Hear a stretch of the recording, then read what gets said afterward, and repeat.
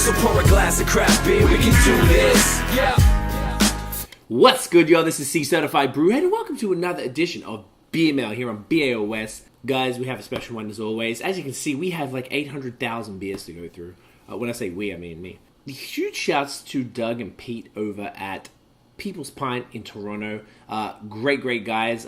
We did a podcast with them. By the time this drops, I'm not sure if this will drop before the podcast, but either way, check it out. It was episode like 116. Such good dudes, and they laced us proper with pretty much the vast majority of the bottles they had at the time we went. I'd sampled pretty much all of them with the guys, and then we drank a bunch of other ones during the podcast, but I haven't sort of like really sat down and soaked it up, so I'm quite looking forward to it. So, short form, we have their lager, their flagship lager. This is an English golden ale. There's an English mild ale, which does really well for them. This one is a wit beer with terpenes, cannabis terpenes, which is fire. A collab with Silly Sir and Reverence Barrelworks is the Wild Tiger. I believe it's some form of American wild ale. Bam. This one is... Oh, it's a sour. A nice sour. Then we have a Goza. A tequila lime sour with salt. We got the Milkshake IPA, hashtag Team Lactose. We have the Time Lord American IPA, and then finally, which we had this one during the podcast, the Chupacabra Cinnamon Porter. So basically the whole style rainbow almost here. So we're going to start with their lager, which is called Hellas Island. Yeah, you see that.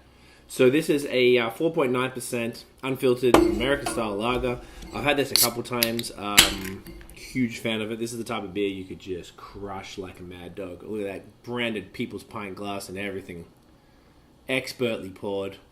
I think it's really cool that they've chosen to do their lager in small cans. They also have I think it's like a Chinook Pale Ale in small cans. I haven't tried that one actually. Don't know where. But I like they do that. It's nice and available for everybody. Oops, got a little bit of fluff there, my bad. So, look at that. Nice and clean and clear. Great foamy head. Mate, get it in you. Beaut. I like this. Got a little bit of... there's some particles and suspension in here. I love that. Could be yeast, could be hops, you never know. But, yeah, great. Malty, bready. Super crisp. Hashtag crispy boy. I really enjoy this beer. It's fantastic. You can drink this every day. I've said this a bunch, but I found that whenever I go to a brewery, I really go immediately to their pills, their lager, their Kolsch, something like that. Not so much a blonde, but I'm definitely interested in lager ales.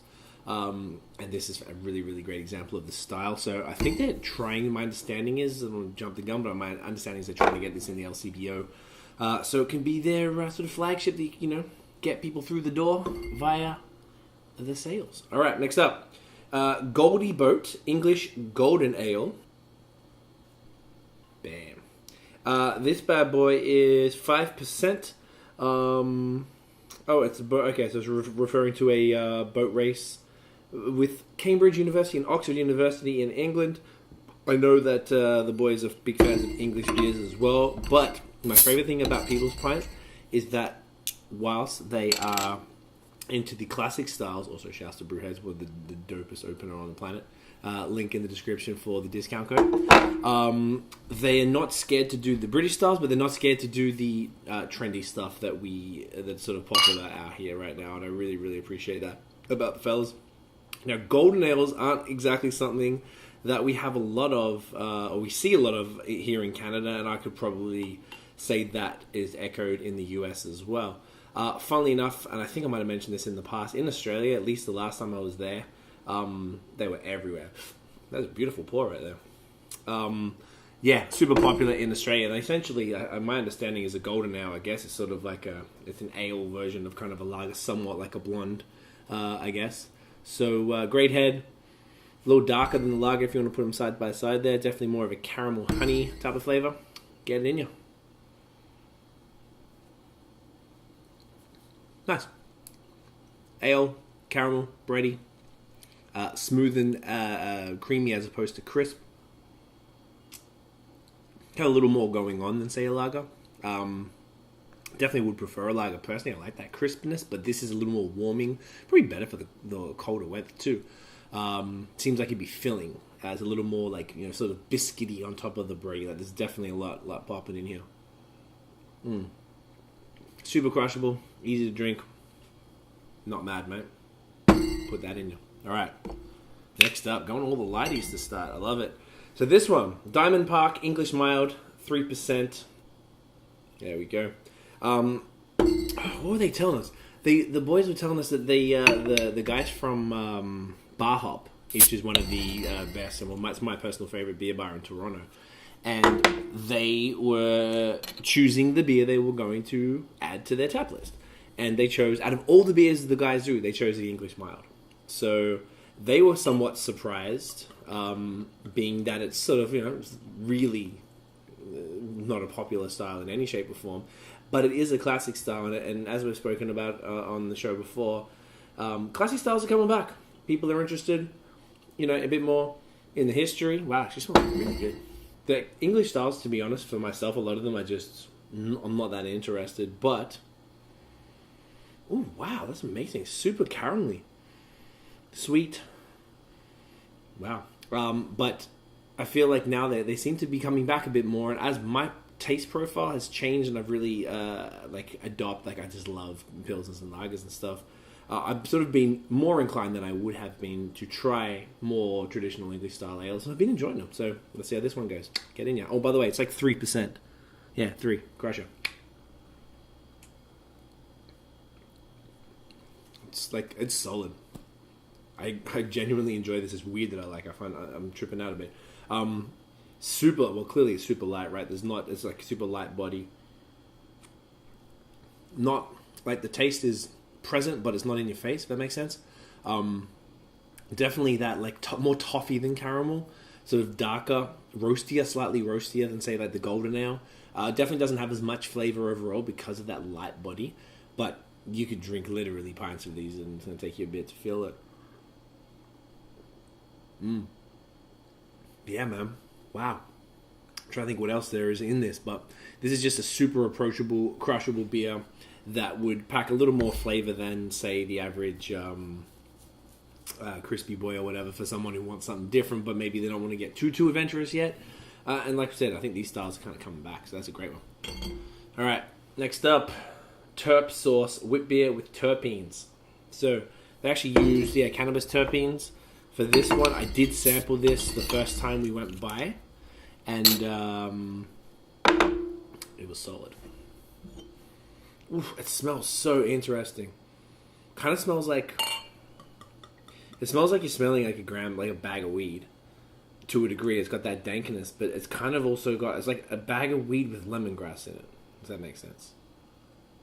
So now that weed is legal here in Canada, I think it's made it a little easy. At least in Ontario. I know that Quebec is a whole other situation. Excuse me. It's probably made it a little easier for the guys to bust something like this out. So this one, look, it's somewhat opaque, like a golden color there. The most interesting nose ever. Totally lemongrass in a gram bag. So put it in you. Oh my god, it's so weird. I love it. It's kind of like soda almost. It's like, it's got some of the wheat beer characteristics, a little bit of the cloves and banana, not overly over the top, because I really don't like that personally. Man, and that I can't put my finger on what this tastes like. It's kind of like candy. That's what it was. So in Australia, we don't have them here in Canada, but there was this candy, kind of like Lifesavers. They were called Fruit Tingles. So they're just like little small, sort of like the little dusty candy that kind of like, you can just you suck them. They're hard, and then they kind of get soft pretty quick. It kind of has that. It's got like a sherbety, fruity finish. I've never tasted a beer like that before. Yeah, wow, that's actually really trippy. If any Aussies are there and you know what I'm talking about with Fruit Tingles, comment down below, let us know. But this is hilarious how much it tastes like a Fruit Tingle. Funny enough, there's a cocktail called a Fruit Tingle, and it's like purple. I think it's got like Chambord and blue Caracao and stuff in there. And that tastes like a Fruit Tingle as well. But who would have thought a wheat beer with cannabis additives would taste like that too. All right. Next one. Bam. All right. Next one. We're about to go on a run of sours right now. So, first up, Wild Tiger. This is a collab with Silly Sir and Reverence Barrel Works. It's a 5.8% sour. Now it's a wild ale, I'm sorry. So it's a, this is without lemongrass. Ooh, I thought I had it. No, marked on the side. So, Silly Sir, I've heard of them. They have a beer called Easy Tiger, which is hilarious to me because it's a very Australian saying. Fucking Easy Tiger. Easy Tiger. I love that. And did anyone say that here? Anyone say that here? Or was that like really Australia? Oh, no, that's a thing. I feel that's a thing. Okay. Yeah, whoa, easy tiger. Yeah, easy? No, okay, we would say ease up tiger, so I guess it's similar. Just reminded me of it. So this is a combination. You know, a lot of brews do collabs that are a combo of a couple of beers. So this one is a combo of their Easy Tiger as well as one of the wild ales from People's Pint. I'm not sure where Reverence Barrel Works come into the picture, but one could assume that this is barrel aged. Yeah. All right. 5.8%. It's looking a little opaque there. Nice golden color. Bit of a funky nose. Not overly strong. All right. Get that logo right there. Bam. All right. Get in ya. Nice. Definitely tastes like a wild ale. For sure. No lemongrass, like it said. Clean. Yeah. My first beer of the night, so I'm not getting a ton from this. It's very very smooth, very chill. There's not like an overwhelming amount of flavors. Definitely funky. It's very slightly tart, so I definitely wouldn't really call it a sour. It's not puckering, doesn't have that sherbet thing going on. Yeah, man, this is solid. Like, it's nice and crushable, inoffensive. It's not giving you a punch in the face either way. It's not super light, but it's also not kind of like over the top. I feel like this is probably a good beer for like novices to sours, because sometimes they can turn people off. This is like nicely balanced. This is really nice and chill. I actually haven't had the Easy Tiger from Silly Sir yet. I've just seen it a lot on Instagram. So, all right, y'all. Next up, Serendipity Sour, 4.9%. Bam. All right, so this bad boy, dry hop sour, it seems. Yeah. Okay. Not sure. Oh, it's a different version. A matter of different flavors. Each version is different than the last. So this doesn't say if it's... Oh, this one could be like... I swear, potentially during the podcast with the guys, we drank a red sour. So I'm not sure if this is it or not. Guess we'll find out. Okay. That's kind of pinky. Interesting. So I'm going to have to check Untapped, I guess, after the fact to see if this is some sort of fruited variant that people are aware of. So 4.9% Serendipity Sour. Really great color. Nice, light, funky nose. Alright, put it in you. Oh, hell yeah, it's great. It's like a typical fruited dry hop sour. I want to say it's raspberries, which, to be fair, is the most likely culprit for the color and the flavor. Nice and juicy, sherbety tartness that I was saying was missing from the other one, because it's a wild ale versus like a dry hop sour, kettle sour. Nice and funky, super crushable. Like I said, it's only 5%. This is going down a treat. To be honest, I think I have to check whether I reviewed this already, but this is reminding me of Jelly King, Bellwood's Jelly King, in the same sort of style of sours with the way they fruited it. So could be inspired by that, but this is great. I like that a lot. That's going to go down lovely this evening. All right. Ooh, excuse me. Next up. This is a cool one. Goze Cuervo. Very clever. This is a tequila lime sour with salt, 4.9%. Love a good goza. So it's got lacto, the barrel-aged Reposado tequila from a distillery in Mexico. Oh, excuse me. They add the barrel aged. Okay. Mix it with fresh lime zest and juice. I love lime in beer. Nothing better than like fresh. Like I swear, there's nothing more refreshing, particularly in summer. But you know, I'll take it in winter too. Fresh lime is just glorious. And I think it's even better because a lot of breweries don't really use it. They'll use like the fake stuff. So when there's actual real lime in a beer, you notice it straight away. It's so good, man. I'm bad at it. So this is looking nice and chill. Wasn't sure what color it would be. Like typical sort of the wild ale type of goldeny honey color. Though this is a Goza. Now this is really clear, which I feel like a lot of Gozas aren't. It's probably closer to the classic German style. Nice little tart nose. All right, get in here. Oh yeah, fantastic. Dry and dusty, salty, but not overly so. That lime juice is like hitting right the sides of the tongues there. It's super tart. Like the citric acid is like intense, but just where it needs to be. Now I can't taste any tequila. Really, it's probably more of a subtle thing. So they add it, all right, and mix it with that. So it's probably like such a small amount. It's not really going to do a ton to the flavor, but it's the perfect. It's basically a margarita beer. Once again, that sherbety kettle sour vibe going on that really just gives it that puckeringness, and it just makes you want to keep coming back for another sip. Huge fan of kettle sour. I think I've said it before. I'd almost prefer them over like almost. Well, maybe I would. Over like a barrel aged sour. I don't know why. There's something about kettle sours. It just, I don't know. They just, you just want to keep drinking them. They're just so good, and there's so many good ones everywhere. Like in every province in the country, and everywhere in the States. It's you know, it's not hard to get your hands on a great kettle sour. This is fantastic. Bam. All right. Last stretch. All right, y'all. Last stretch. Next up, this is what I've been waiting for. Team Lactose. Bam. So this is the MangoFET Milkshake IPA, 6%. Before I knew a lot about People's Pint, a lot of people had tagged me in this beer, had told me about this beer, because they know. It's Team Lactose all day. You know what it is. Go follow us on Twitter, @Team Lactose. And as soon as I went there, the boys knew. Doug knew what was up and made sure I got that the lactose beer. Now, during the podcast, once again, I'm not sure what order these will come out, they did a variant of this with one of their brewers. So they did a version of it. This is called MangoFET. It's a play on the Star Wars thing. There's a bunch of Star Wars themed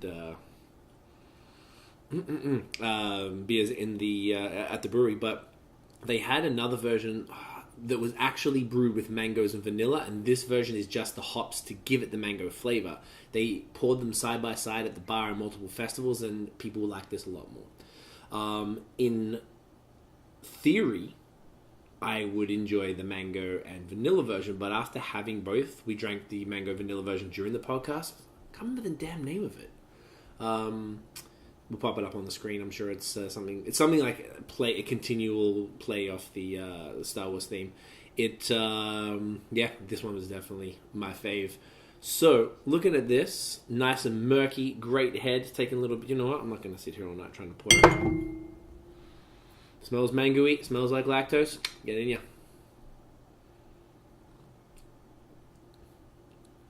Glorious. Yeah, it's great. This, now I don't know how old this is. It's got to be, since I got it, 3 weeks. This is not optimal. I would have liked to get to this sooner. It didn't happen. But it's still holding up. It's still quite fruity. The lactose is giving it that beautiful, mouthfeel that we all expect.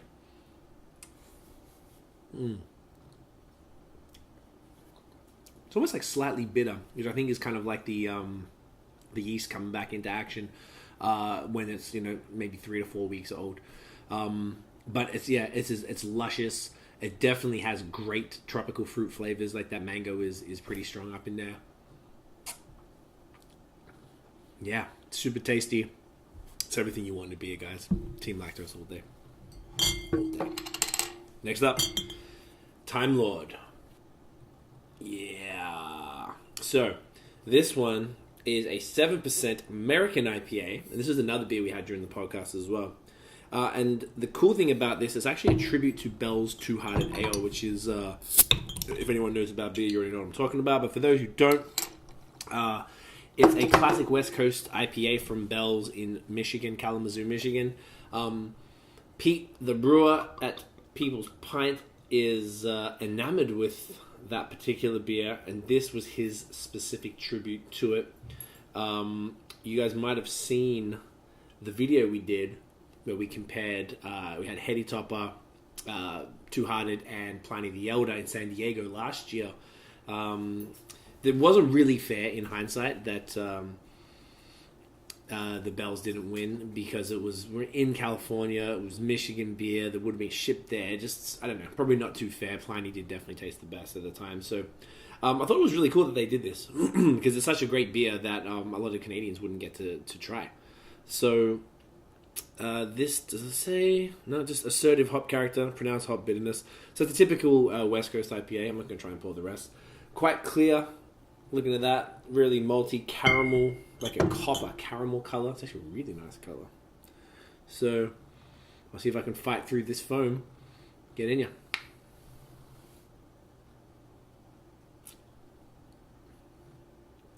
Got to it. Yes, great. Still holding up, real crisp, real fresh. Definitely a typical sort of malt forward caramel West Coast IPA. Nice and dank, a little bit piney. Chill bitterness, not too bad. 7%, so it's kind of boozy. It's a big guy. Nice and creamy. I mean, you can tell that this head it's not really moving too fast. It's nice and like foamy. Yeah, this is not my favorite style of IPA. West Coast don't do it for me as much as they used to. But when I do have them, I appreciate them a lot more. And like, let us know below if you guys are doing the same thing. Like, I feel like the more I'll come back to some styles that I kind of moved away from, the more, for the most part, I'll appreciate it in a different way now that sort of my palate's moved on. So I'm finding it more and more interesting to drink West Coast IPAs at this point. I'd like to do a side-by-side with this, with Bell's Two Hearted, just to see how it holds up. Alright, last beer. This one is the El Chupacabra Ancho Cinnamon Porter. 5%. Essentially, it's a nice rich porter with cinnamon and some peppers in there.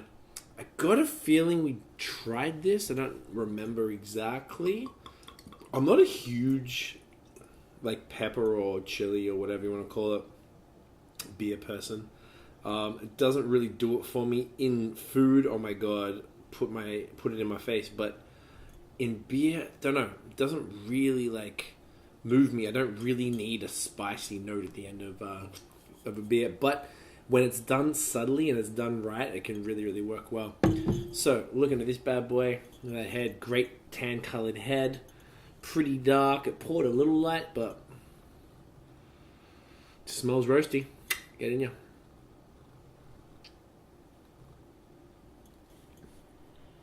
Nice. Dusty, chalky, roasty. Waiting for that pepper hit. The cinnamon isn't overpronounced or anything like that. Super light. It's 5%.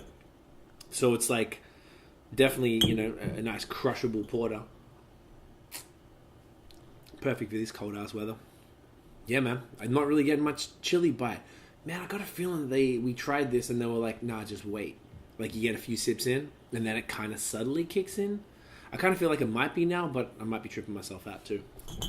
Yeah, this is really, really nice. I feel like even if it does kick in, it can't be that bad with the chili. So this is a type of beer for those who might be new to some sort of, spice or heat in the beer.